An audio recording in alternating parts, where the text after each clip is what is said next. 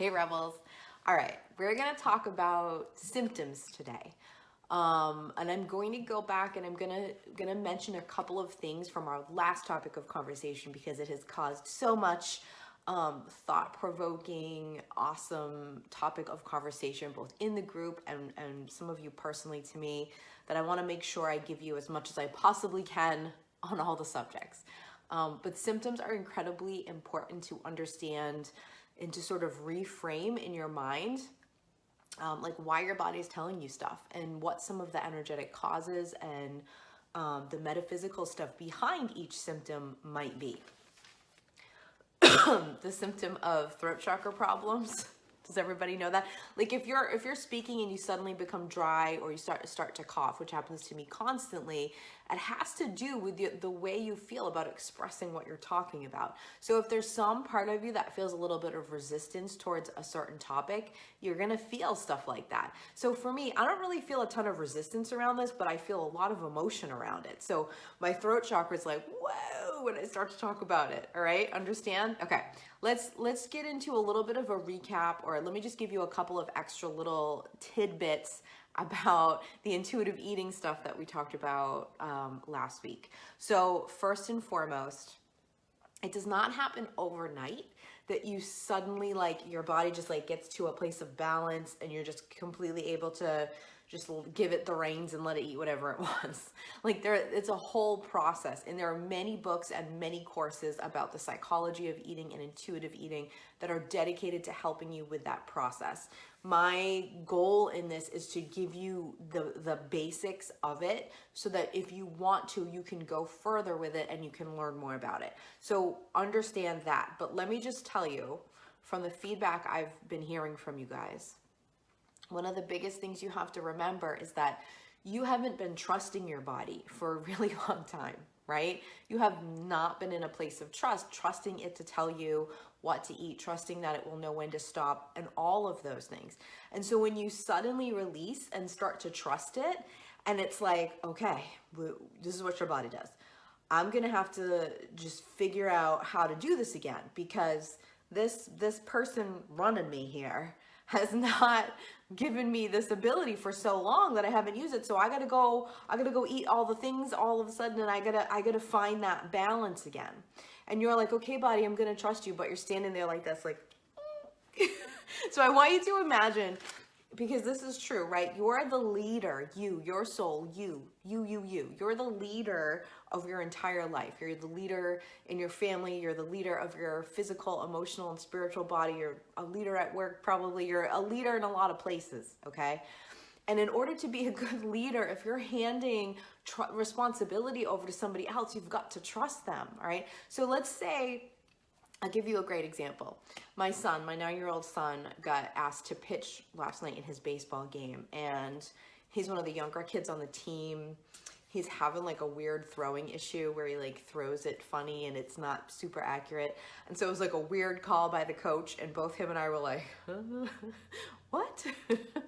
But I'm the leader, right? I'm the leader of my family. He's a child, and I'm his coach of everything. I'm not the coach of the team, although I'm not sure how much longer I can last not coaching the teams. That's a story for another day. But I'm not. I try to let them be coached by other people too, not just me. But before we go to the games, every time I have him look at the baseball, both my kids, and say, I own you to that baseball, right? Because they've got to get in that mindset. So we do all this work, and then we get there and he's called up to pitch. Now, if you're a mom who has a kid who's ever played a sport in front of you and they get put into this role, it's a super weird emotional experience where like you're triggered by your own stuff. You're freaking out for your kid. You're freaking out about like the parents around you being like, what the heck is that kid pitching? This inning's gonna last 1 million years, right? But here he goes, he gets this shot, and he gets up there and he throws 2 stinkers right away, and he looks over at me and he just looks crushed, like he's like freaking out, okay? Now my youngest son is like, he lives in his head. Everything, he just exists in his own head. The ego is strong on this child. So he's like taking these breaths and he's looking at me. Now, if I look over at him like this, oh, I don't know, you haven't really had this responsibility before. I don't know how well you're gonna do. I don't know. If I do that to him, which is a little bit how I'm feeling, to be honest, if I do that to him, what do you think that's going to do to his feelings about himself and his ability to succeed at what he's doing? It's going to tank it, right? Because he's immediately going to be like, my mom doesn't trust in my ability to do this, and she's the leader of me. What the heck am I gonna do, right? So if I did that, he would definitely not feel confident. He would definitely not grab his own power. He would definitely not figure out what to do. But that's not what I did, okay? Some of that was happening internally. I took a breath and we have certain signals that we do to remember, like say to the ball. So I held up like this. I held up like pretending I was baseball, and I looked at it. And so he picked up the baseball and he went, I own you, to the baseball. And then he kept going and he did these different things. I reminded him how to stand. I reminded him, I mouthed to him the music we listened to get him into the right state. I did that, and I stood there and I supported him doing what he needed to do confidently. Even though inside, I wanted to go out there. I keep my glove with me at all times, just in case they're like, we have a shortage of children. Do any parents want to play? I'll be like, me, please. I wanted to go out there and do it for him. I wanted to make it easier. I wanted to stand next to him the whole time. I wanted to just throw the ball for him. I just wanted to do it, right? But that wouldn't be a good leader for him. That wouldn't give him that ability. Make sense? So you have to do this for your body too. You're giving your body the ball. You're saying, okay, it's your first time pitching, go for it. And when it doesn't perform perfectly, you're like, I don't know about this. But the whole time you're not trusting it, right? So you have to give your body a little time to find its way. It's gotta find how it gauges everything again, because you've gone for so long without allowing it to do that. Make sense? So not only do you not trust, and let me just also say to that point before I move on to this one, you need to trust your body. You need to be confident about it, but you can still be afraid. Like, it's totally okay to be like, you know, this is nerve-wracking. I'm having trouble releasing this control. I have some fear around it, but I'm gonna trust you. Oh, this feels a little uncomfortable. I'm gonna trust you. Like, you can still be uncomfortable as you move through it. Does that make sense? I hope so. Okay. The other point to this is, not only are you trusting your body again, but your body's learning to trust you again as a leader. It doesn't trust you. It doesn't believe that you're gonna trust it to give you the right information, and it doesn't believe that when it gives you that information, you're going to do the right thing, which leads us into our symptoms talk. Okay? Makes sense? All right. What else do I want to talk about before I go into, focus more on quality than you focus on what, okay? Especially at first. So one of the things my body loves to crave, wants me to eat all the time, is potato chips. Salty potato chips, all right? I love potato chips. Now, when my body craves it, I consider it my job not to judge what it's asked me for, to look into it and understand what that craving means, but also to give it the best possible quality and the best possible option. So I'm not gonna buy potato chips packed with lots of chemicals in it, right? Lots of yucky stuff and gluten and glyphosates and GMOs. Like, I'm not gonna choose those. I'm gonna choose a higher quality with better stuff in it, because I'm listening to my body, and then I'm making a selection based on what I know will support it best. Okay, so I look at my job as the leader when my body says we need this, to go and look at why it needs it, and then to find the best quality or the best option available to me for it. Make sense? So that's what I sort of look on as my role. Now, does it get more complicated? Do you need to add more structure and have more of a strategy to it as you get into intuitive eating more? 100%. But those are just some things that you can use. Carol said, terrified and excited, the words of now. Absolutely, girl. I live by those words. Okay. So let's talk about symptoms before we get into like the symptoms of like what's going on with your body, like ailments and such. Let's talk about the symptom that is cravings. Okay, so if you, for example, if you crave sweet foods, why are you craving sweet foods? Is this random thing? Is your body just doing that for no reason? Is it because you just simply like chocolate? Like, what's the reason? Now, listen, there are other factors to this, especially routine. Like, if you eat a piece of chocolate at 2 o'clock every day, at 2 o'clock every day, you're going to crave a piece of chocolate. So there's other pieces to this. But let's look at why your body signals to you with a craving and what it means. Because how often have you done that? All right. So a craving is your body actually using something symbolically, and the thing will work, by the way, but it's not the only means you're supposed to use. But it's signaling to you what to give it because it's run low or something's out of balance or out of ease or out of flow that it needs. So sweet, for example, the neurotransmitters in your brain are constantly like scanning for like what's going on in your body and the levels of different chemicals and things that you have in your body. All right. So when your neurotransmitters in your brain are scanning and see that your serotonin levels are low, it triggers a sugar craving to you because eating something sweet will temporarily, really quick, lift up your serotonin levels. But your body isn't now serotonin is like the chemical or the hormone that helps you feel happy and it helps you experience pleasure. Okay, so when you feel really sad and you're like, why do I want to dive into a whole gallon of ice cream? That's why, because your body feels all that sadness in it.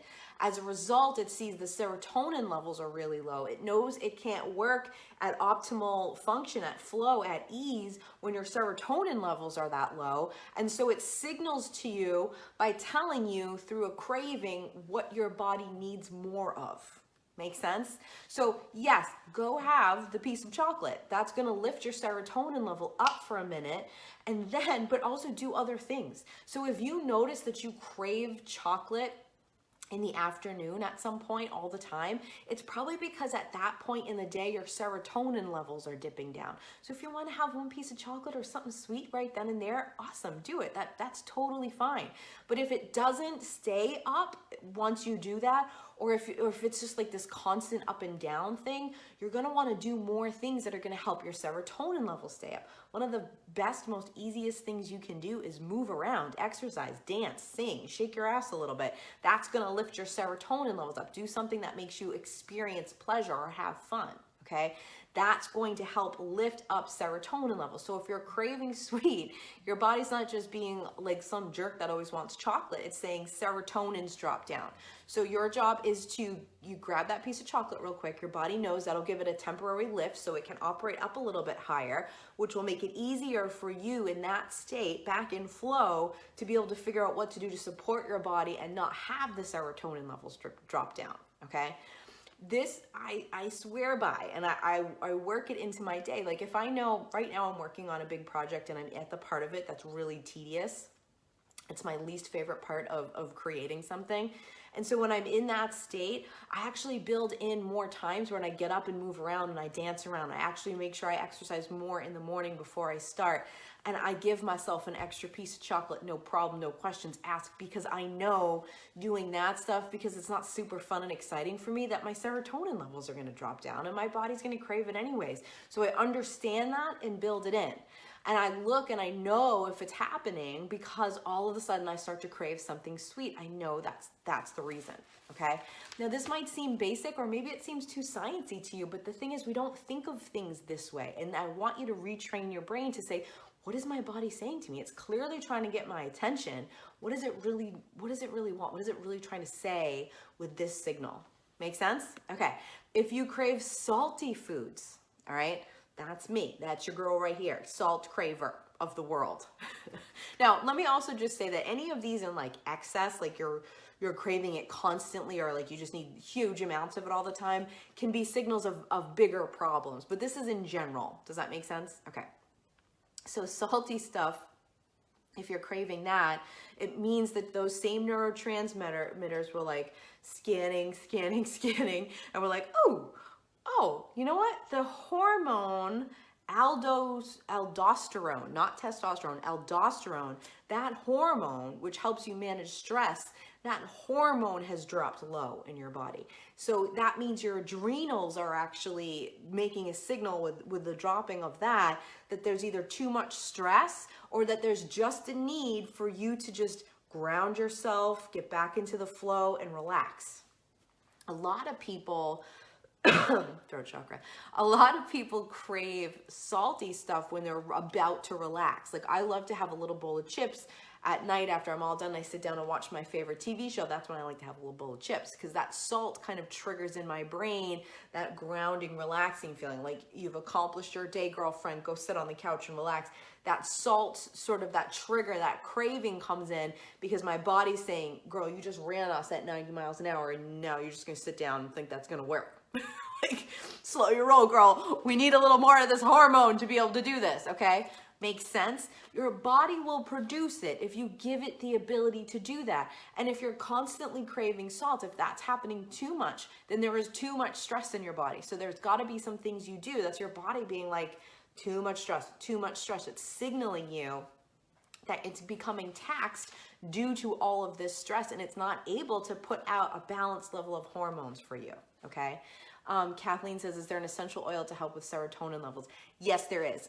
There's a bunch of them that are actually. Joy is my favorite essential oil for that. It's a blend of a bunch of oils, but it will actually help your body lift up its serotonin levels. Awesome. Okay, what else did I want to say? Oh, and also salt cravings can mean that the iodine levels in your body are low as well, okay? So if that's what's going on, that's why that's happening. So look and see. And iodine stuff is all about being in the flow of life. If you're not in the flow, your body's gonna crave some salt to give you that signal, okay? And then the last one that I just wanna give you in general for cravings is fatty stuff. So if you're the person who eats that whole bottle of Nutella and you're just like craving it constantly, your body's craving fat, okay? Not a bad thing, but what that means is that your body's looking for stability and balance, and it's telling you that like literal bone density is something that fat helps you with. And it's also telling you that your liver has become taxed. It's like your liver has slowed down. There's too much stuff in your body that it's trying to go through, and it's symbolic of personal power. So if that's where you are, that's what you want to understand and know. Make sense? Alyssa said, that's so interesting. I say all the time that I'm stress eating when I eat a lot of salty foods. That's exactly what you're doing. So, and it's not just stress eating. This is where people get a little bit confused with emotional eating, right? It's your body doing a kick-ass job signaling to you by craving all that salt that it needs to do something, because that salt will temporarily help lift up the hormone levels. Now, after a long amount of time, it's going to have negative effects if you're doing too much, but it's going to lift that up for you a little bit. Your body is that intelligent that it will do that for you. And when you're not trusting your body, it's going to overly crave these things because it doesn't believe and doesn't trust you back that you're going to provide it for it regularly and that you're going to look into the symptom. Make sense? Okay, awesome. Let's look into the symptoms that your body gives you and what they might mean.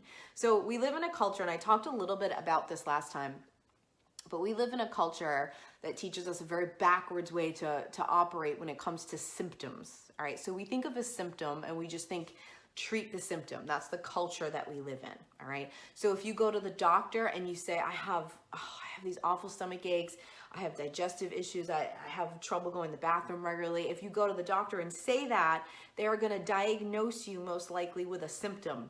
And that symptom is called IBS. Okay? I see this all the time. Don't even get me started. IBS is a symptom of another problem, all right? But people keep getting diagnosed with it, and it confuses the hell out of me, all right? And so now what they're saying is, let's treat the symptom of IBS, which is irritable bowel syndrome, which means that your bowels are irritated.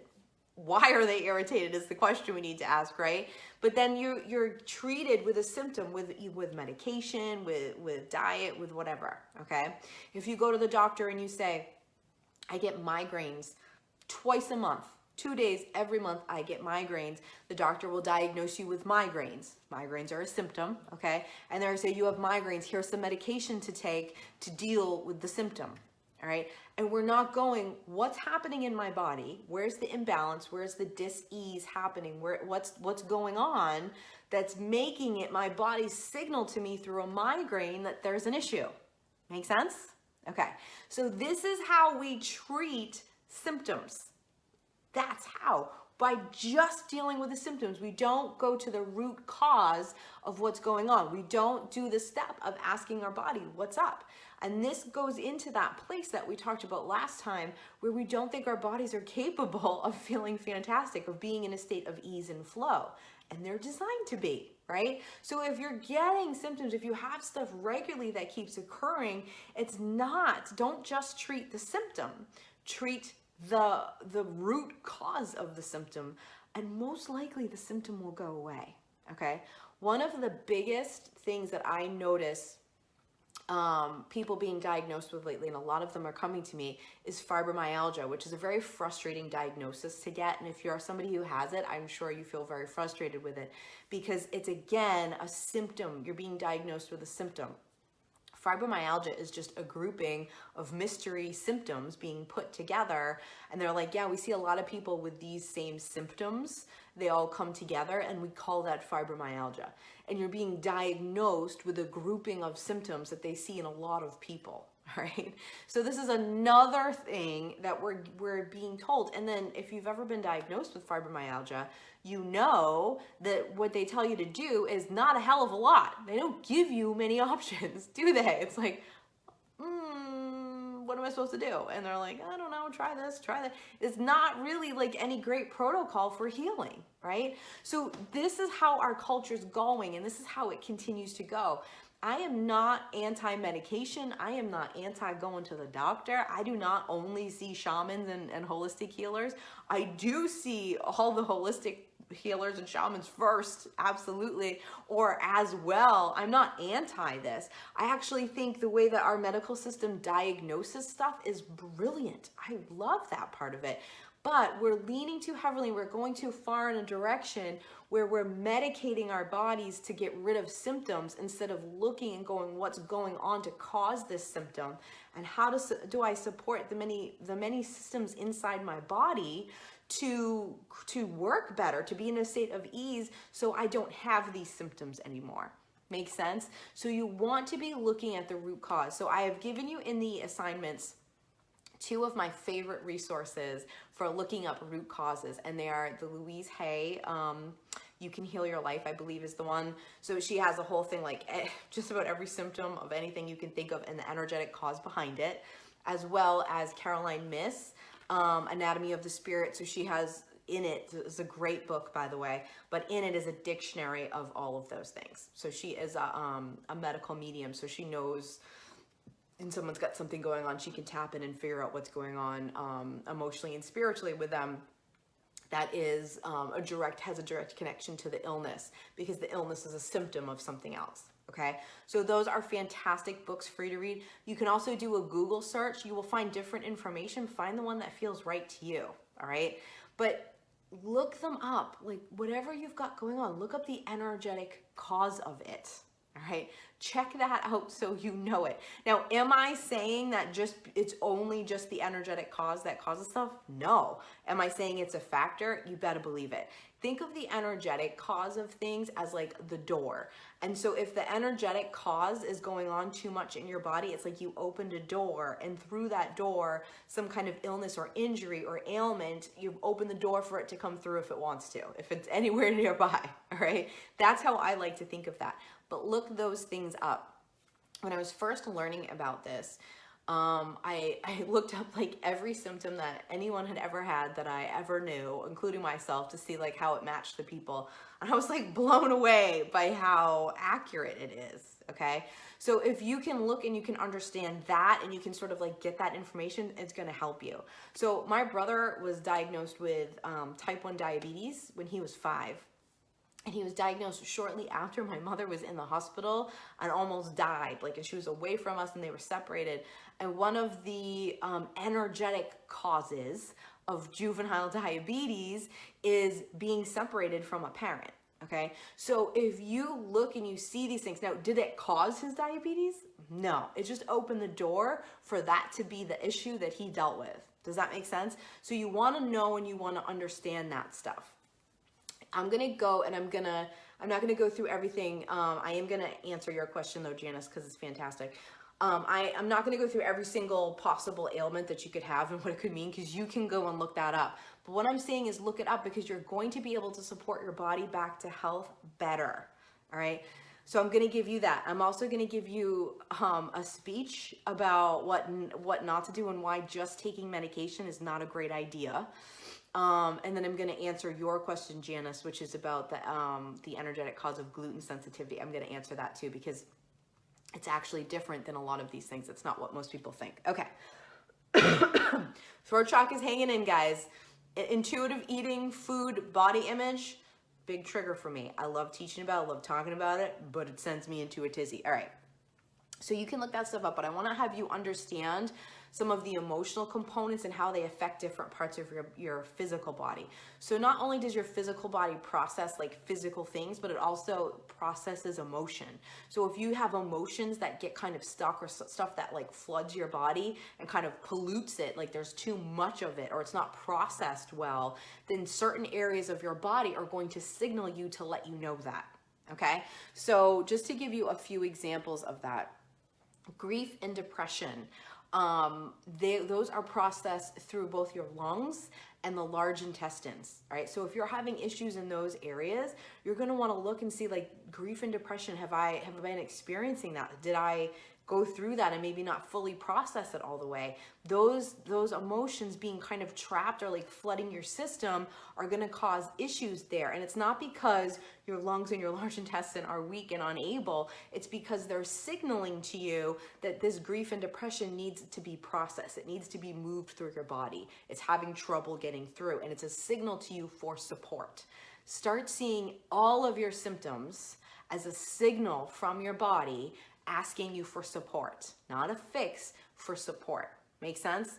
Fear, okay? Kidneys and bladder process fear. So when you're having issues about that, fear is something that you're having trouble processing.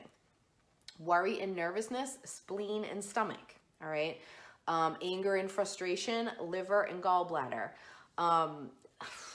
Anytime I do emotion code stuff and get it done, whether you do it with Aspen or if you've read the book or any of that stuff, I know that was one of our book club books one time in here. It's always like frustration, frustration, frustration. Always. So I know that one, and I definitely have both liver and gallbladder issues, and I've had them for a long time. So I know when I'm getting those issues that it's my body signaling to me like, hey, you're not processing frustration again. You're trying to pretend you're not frustrated. Maybe deal with it. All right.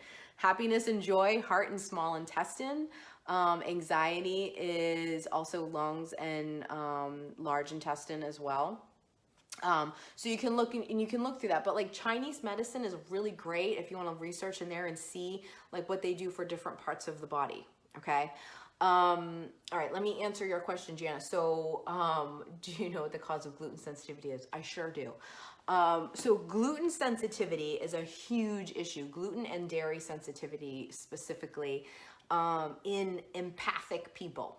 Okay. And so I get this question all the time, and I love this question because it lets me answer it in a way that I really enjoy, something I enjoy talking about, which is why empaths work the way that they do. So if you are empathic, if you are intuitive, you most likely are gluten and dairy sensitive. Okay, which means your body has a little trouble processing it, and it signals to you not to eat that shit. It's like, please stop. You feel better when you're not eating it. And so I get asked all the time, why is that? Is it because empaths are weak? Nope. I want you to look at empathic people in a way that we are much more connected to the earth. Okay, so the way that the earth goes, the seasons, the wheel of the year, the energy of the different times of year, the different things going on, the weather, all of this affects us more because we are more connected to the earth. And the reason we are more connected to the earth is because we are of the earth. So in order to be more connected to other human beings, we have to be more connected to the earth. All right, are you with me? Does that make sense to you? So we are much more affected by the earth. One of the things that my oldest son said when he was I think he was like 3, he is like he's like one of those earthbound empaths, not earthbound, but like earth connected, like deeply earth connected nature baby. And he turned to me when he was 3 and he said, "The earth is cold, so I am cold." And I was like, yep. It was in the middle of winter, and it was like trying to describe that other kind of cold, right? And so you are so connected to the earth that your body is completely, and this has to do with allergies too, your body is a gauge for what's happening, and the earth is also another gauge for what's happening, for what's going on with the human race and human consciousness and how we're treating the earth. in general, they're both gauges for that. So when different things are happening, we're more connected. So when things that are not of the earth enter our systems, we are far more sensitive to it. And not because we're weaker and less able to process it, but because our bodies are much more in tune and much more able to pick up when something that's not going to allow us to function optimally enters our system. And so what does that have to do with gluten and dairy, Heather? Especially gluten. What does that have to do with anything? Well, the way gluten is processed in our country, especially, has caused this problem. So gluten is drenched in something called glyphosates. So if you look up, like you can go look up Roundup, all right? Basically, all of the gluten in our country is soaked in Roundup. And so Roundup is a really nasty, look it up, a really nasty drug, or really nasty chemical actually, that's put on the wheat to act as a pesticide to the wheat and to also make it so it grows bigger and better, all right? So when we as empaths ingest that chemical enters our system. It is not of the earth, and it throws the balance off. So it kills the good bacteria in our stomach, and it allows the bad bacteria to grow up too high. And we get issues like Candida, we get like IBS symptoms, we get all this stuff going on, which is our body going, no, okay, especially our liver. It's like signaling to us that this is not something that it wants you to put in you anymore. So whether you're extremely sensitive or just a little sensitive, it doesn't matter. Just listen to your body. If it's telling you not to do that, it's saying to you, this is not of the earth and this is a dangerous chemical that's not going to allow you to function optimally. That's what your body's doing, okay? Dairy is also processed disgustingly in our country as well, full of harmful chemicals, and so we're taking that in and our bodies are asking us not to do that. All right, makes sense?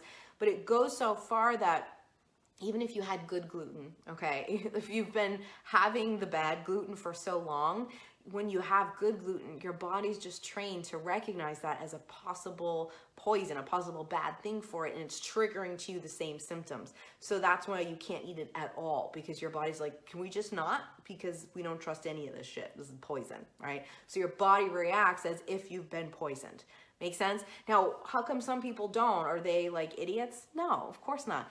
But they're just not as connected to the earth stuff. Will they have issues? You bet. They'll have major issues later from the buildup of this stuff in their system. If you listen to your body right away, you'll know what has it in it and what doesn't, and you'll be able to eat accordingly. Okay? But that's what's behind those intolerances and sensitivities. Gluten in wheat is something that our body naturally wants and craves, and there's nothing wrong with eating. It's just the way that we take care of it that signals a problem. Now, even allergies, like people ask me all the time, why do so many empathic people have seasonal allergies? Why are they coughing and sneezing and their eyes watering all the time? Why is it more sensitive, energy sensitive people and other people who aren't as intuitive and empathic, why don't they have it? I get asked that all the time too. So the answer is this. You ready? This is a good one. The reason that we get allergies like that, like seasonal allergies, is actually because of pollution in the air. So when there's pollution in the air, it kills off the more sensitive plants that thrive with cleaner air. They need clean air to thrive. So those die off. And what happens is, because those have died off, the plants that thrive in more polluted air, that do just fine in pollution, grow rampant, grow wild, and grow too big because we've knocked off the balance. The plants that the pollution affects more have died off, and so now we have too much of these other plants. And so those other plants, the ones that do just fine in pollution, they're not counteracted by what we need, right? By the good plant, by the plant that thrives well in clean air. And so it runs wild and there's too much of it. And so we are allergic to that. And we're not allergic to that because just for fun and because our bodies don't know how to handle that. We're allergic to that because our bodies are signaling to us that there's pollution. It's asking us to do something because we are incredibly connected to the earth. Make sense? So you want to start to look and understand those things better. And you can do things like planting things in your yard that are clean air plants to help knock off that balance. Research the plants, see what you have in the area, and see what you can do to support the growth of the plants that actually clean the air and need clean air. Okay? Make sense? All right. And you can also look up the energetic cause of allergies. I'm pretty sure it has to do with personal power if I'm just going off the top of my head, but you can look that up too. All right, make sense? Okay. So the real thing that I want you to understand is that symptoms are a signal to your body for support. So here's the other thing that we do. Well, let's just take a couple examples. Okay, let's say that you don't feel well. Something has happened, dis-ease, you're not feeling flow in your body, and you have got, let's just say you've got a bad headache, and you're like, oh my God, I've got this bad headache. And so you go to the doctors, and the doctor says to you, oh, you've got a bad headache. Here's some, like, I'm gonna give you this super strong, you know, go to the pharmacy and get it, brand of pain reliever. Go take that for a couple of days, and you should be fine. So you go, you do that. Maybe they do some blood work, maybe they don't, I don't know. But then you go in and you take that super strong medicine. Think about what you've done, okay? Now let me tell you something. If you're in a lot of pain, I think you should take the medicine, 100%. I'm gonna take it, I think you should too. But listen, if that's all you do, this is what's happened. Your body has signaled to you that there is a problem there. It's out of ease, it's not in flow. It's like, boop, it's put the signal up, right? And so you get this signal, and you take something chemical based, you flood your system now, a taxed system, out of ease, out of flow, and you give it more chemicals to have to process. So now, not only is it trying to fix this imbalance that's going on, this dis-ease happening that's caused it, and which it's telling you, I need support, right? Now it's also got to process out the toxins that you've just put in, the chemicals, the things that are not of the earth that you've just put in your system to get the symptom to go away. And so now your liver becomes taxed too, trying to get all of that out. And so now your system is really compromised. And this is why once one thing goes wrong, like 20 things go wrong. Now, maybe you've been given that pain reliever and told to take it for the rest of your life. Right? How are you going to get better? That's not supporting your body, right? That's getting you trapped in those scary circle loops that you get trapped in when you have to take medication. Make sense? Again, non-anti-medication. Here's my advice. Take the pain reliever so you're not sitting there in a ton of pain, but also figure out which system in your body needs support. What's triggering that headache? Look at the emotional, energetic reason behind it. Look at the emotions connected to it. Look at what's going on. What could you be deficient in? What could you need? What system does headaches? Is it your lymphatic system? Are you stressed? Like, what's going on? What's triggering the headache? And then support that system so your body has an easier time getting back into ease and flow instead of trying.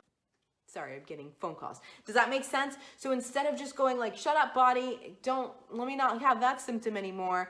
You do that, you ease the symptom, that's okay. But then you also search for other things, and then you do extra things to flood your body with support, because not only does it have an issue that it's signaling to you, but now you had to take some kind of chemical to deal with it, right? And now you've taxed your liver even more to get that going. Make sense? So look and go, what system needs support?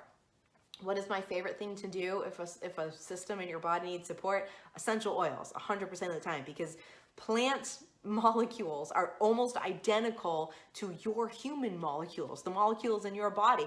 And so your body goes, oh, something of the earth, I can use this to support myself back to optimal functioning, not as a crutch or to do something for me or to quiet symptoms. Make sense? That's why I love them. That's why I use them. That's how I use them. Make sense? Okay. Let's take another example. Let's say you are a klutz like me and you fell down and you hurt your knee, okay? You fell down, you hurt your kney. So what do? Maybe what you do is you go get one of those sports creams, you know, like the Bengay, and you slab that all over your knee, all right? I don't know, I get it, I don't blame you. I mean, I'm gonna blame you after this, because if you know better, you gotta do better. But let's say you do that because you want a little relief from the pain going on in your knee, right? You twisted it and it hurts. So you put that on. Well, what you've just done is your body has signaled to you that this area of your body, through the pain you're feeling, needs healing. There's been some damage that's been caused, and it needs support in healing it. So what you've done by putting Bengay on it is flooded your body, which is already taxed, because now it's got the extra job. Not only does it have to do all the other things that it does for you all the time, now it also has to try to heal this area. And so you just threw a shit ton of chemicals on it, And now your body has to process out those chemicals as well, and you got like a temporary amount of relief. Where like you could basically, Ben Gay is they saw that the wintergreen molecule, the molecules in wintergreen, the biggest one in wintergreen, was great for injuries and for pain. So they made it synthetically. I think it's called methyl salicylate. They made it synthetically in a lab using a bunch of gross toxic chemicals that a chemist has to wear a fume hood to even make. You know, a fume hood like you see, it's like you see in the movies, and they're like going into like I don't know, a place with like an infectious disease, and they're in that suit. Yeah, that's what the chemist is wearing to make that shit you're putting on your knee, okay? And so then you put it on your knee and your body's like, oh my gosh, now I've got to deal with all these chemicals too. But you could actually take wintergreen essential oil or one of the blends like Panaway that's got that and a few others in it and put it on, and now your body doesn't have to deal with that, and you get the benefits that were just mimicked by a chemist in a lab of what nature already does, right? So you want to do more things like that for your body instead of taxing it further to temporarily get yourself a little bit of relief. Again, you're in pain and you've tried all the natural stuff. Take the medication. It's okay if you need it, but don't just rely on it. Go further. If you've taken it, do more things to support your liver, to help your body function through all the things it's going through. Don't just get mad at it because it's become taxed. Make sense? Okay. So I want you to rework your mindset about symptoms in these ways, and I think that will really change your perspective on how you communicate with your body. Whether it's the symptoms of cravings of food or the symptoms of an ailment or an injury or a sickness or a dis-ease inside your body, look further, look deeper. It's your body intuitively communicating to you what it needs. It's asking you for support, not to tell it to shut up or to do it for it. It's saying, can you support the systems I have in the way that I'm indicating to you with this symptom? And when you say yes to that and you explore that and you support that, you're going to notice that your health game changes by 1,000,000,000%. Okay? Make sense? So try that out, understand that, and let me know how that goes. And look up your symptoms. If you're not sure, you can post them in here and I can give you a little help with that. I both look them up and tap in intuitively. I've looked them up so many times that most of them are just like hanging out in my brain already. So feel free to ask if you want to, or even better, go look them up yourself, figure out what they are and post in here how you think it relates. Or if you're not sure, ask, right? And see what you want. The other thing that I want to tell you real quick, because this just popped into my brain right now. If you have issues with eating, overeating or undereating, the energetic reason, cause behind that, if you look, what's the emotional thing going on in my body, 100% of the time is the same thing. Are you ready for it? It's intimacy. So if you are needing more intimacy in your life, more connection to human beings, close connection, that might be with one human being in your life, or it might be just in general that you need more feelings of closeness, like true, authentic closeness. That's what intimacy is, right? Like that true, authentic connection. If that's what you need, your body's going to signal that to you by telling you to eat more, because it's like a temporary fix. It's like giving you that signal. So if you're craving food all the time, you're actually craving more intimacy. So does that mean don't eat and just go try to like have an intimate connection with someone? No, I mean, maybe if that's an option, but no, just understand that so you can build in more intimacy in your life. Now, if you are, if you're like not hungry, if you're not feeling like you want food, if you're not feeding yourself, if the stress in your body is making it so you're not even hungry and you're just like shedding weight and you're under eating, then what you're doing is saying you're afraid of intimacy. Intimacy is making you afraid, so you're blocking it from yourself in this way. So then you can address that issue, okay? So everything that's off of the ease and flow is a symptom, is an emotional piece to this, is an energetic, spiritual component to it that's worth looking up, okay? I hope that hits you and rattles you almost as much as last week. We'll see, right? But give me your feedback. Tell me what you think. Look at the issues you've had your whole life. I have always had tummy issues and ankle issues, and they both make so much sense for me in who I am. Tummy issues are the way that you process stuff, all right? I, for so long, just like held everything in, didn't process it. Tummy issues are also how you feel about yourself, self-confidence. Struggled with that my whole life, right? And then ankle issues are when like you're trying to go in this direction and life's pushing you over here and you're like going against the flow. I try to control how the earth spins, so that makes sense for me too. So understand yourself in that way, and then you'll understand better what your body's trying to tell you, okay? Have a great day, guys. Bye.